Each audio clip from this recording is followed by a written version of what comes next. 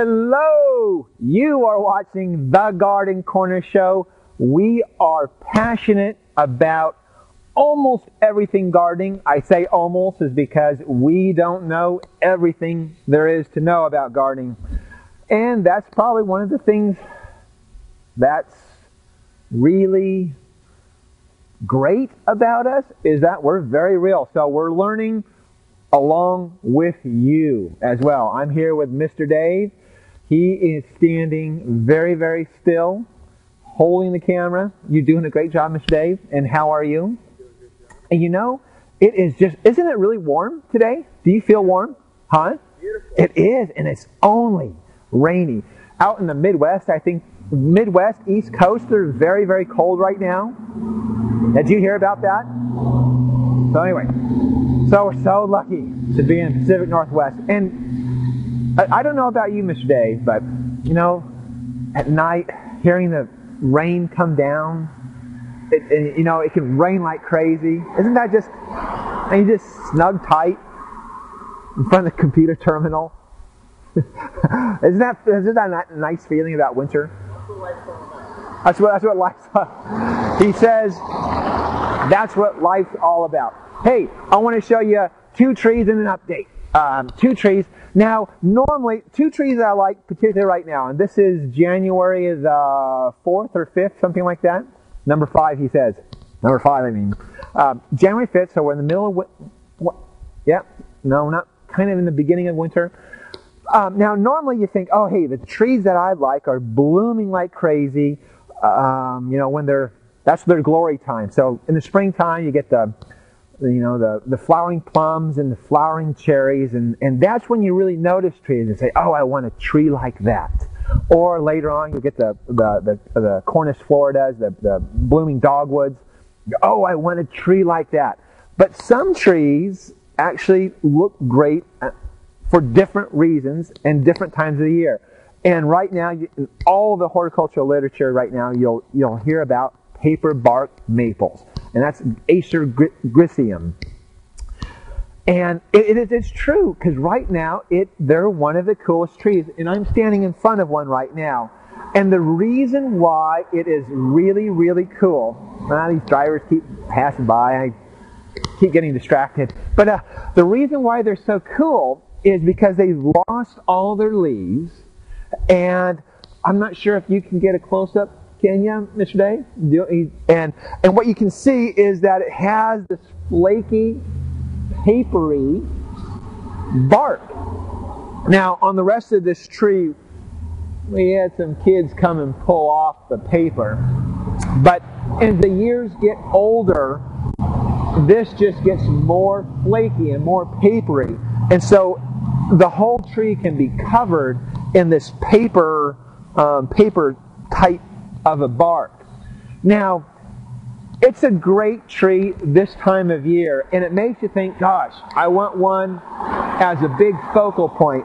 And while it's a great time, I say put this guy, of course, I always say put it in a container, because it actually is a great container tree. You can move it where you need it. And the neat thing about a container tree is you can always, it's showy, you put it right where you see it.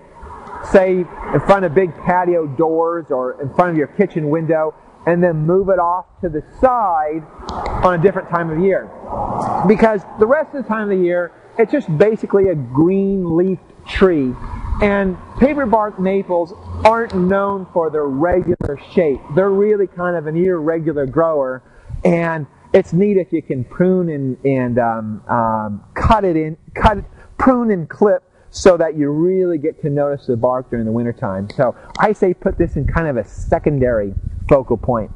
Now, as soon as I say that, someone will say, gosh, I've got one front and center. And it's great front and center. It just takes 10, 15, 20 years to really make it shine. So for me, that's too long. Put it in the secondary area or in a container. But anyway, it's their time now. And also, if you notice on the bark, it's very orangey. So, another neat thing, too. I wonder if you can write on that bark. You can pull off a piece of it. Oh, I just hate to pull it off. Anyway, let's take a look at another tree. Come on. Oh, you know what? New magic trick. Okay, we are going to transform in front of a southern magnolia. Ready? Are you ready, Mr. Dave? Yeah, wait. Should I say grab my arm? Ready? 1, 2, 3. Whoa! Okay, got it? How do you like that? That amounts to our special effects for the show. Hope you enjoyed that. Anyway, another tree, middle of winter, that I think is particularly nice are the southern magnolias. And in Oregon, it's something you don't see very often. And there's particular southern magnolias that I kind of like better than others. Lots of different varieties that are hardy in this area. I'm standing in front of a southern magnolia. Now, a southern magnolia, this variety is called teddy bear. Now, neat thing about southern magnolia is that it is leafy and it's evergreen. So I don't know if there's any other trees that are leafy and evergreen as well. So if there is a tree that you know of, let me know. That helps. Then we all benefit. Teddy bear I like particularly, and this is the reasons why. It's because it's a lot tighter grower. Now, some southern magnolias they go to town and they get big and large. Teddy bears stay much more compact. You'll see teddy bears, say in Georgia or Florida, that are much larger. Here, because of our summer, and we don't have a whole lengthy warm summer, they stay pretty compact. So 10 to 20 feet is really where they start to max out, you can reasonably expect, and much tighter grower.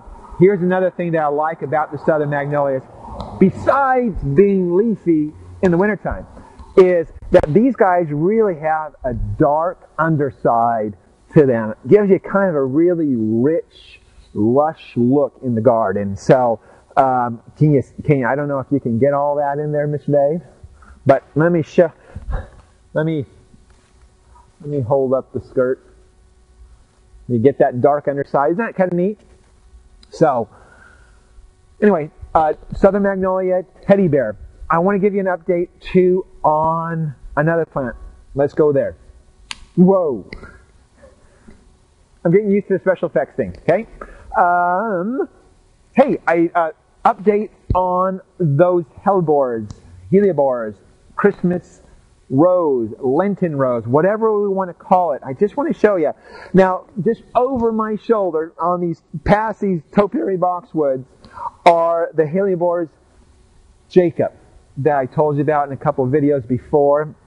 Now, just to tell you the story of these particular plants is that we planted those last year, and we kept them in this pot, went through the hot summer, and actually it was kind of in the sunshine, believe it or not, but we watered it really well. And if you can see, I told ya that next year the plants get bigger and then there's more blooms. So you can see that you're just getting a bunch more blooms. Isn't that cool? Hot dog. And later on, those pure white blooms, they're going to, when we get some cold later on in the wintertime, they'll start turning a pink and then a red. It's just a neat show, especially for the browns and grays of winter. Anyway, just an update on how things are going over here. I want to give you the quote of the day. And the quote of the day, again, are you ready, Mr. Dave? He's ready, holding it still. Sometimes I lay awake at night and ask, where have I gone wrong? Then a voice says to me, this is going to take more than one night. Thank you, Charlie Brown, Charles Schultz. That's the show for the day. Live your passion. See me right out of the sunset.